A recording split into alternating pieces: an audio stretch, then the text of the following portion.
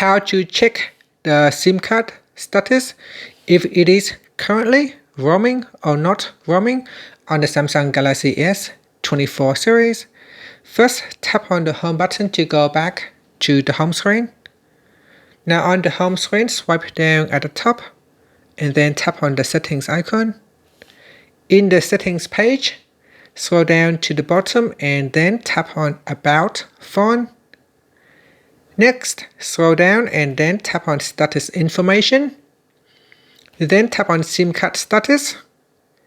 In here, go down and in the roaming section, it should tell you if you are currently roaming or not roaming.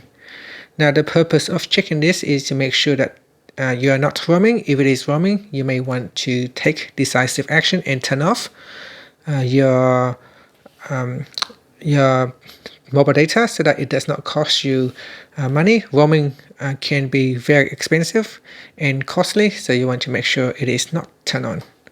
Finally, tap on the home button to go back to the home screen. Thank you for watching this video. Please like and subscribe to my channel for more videos.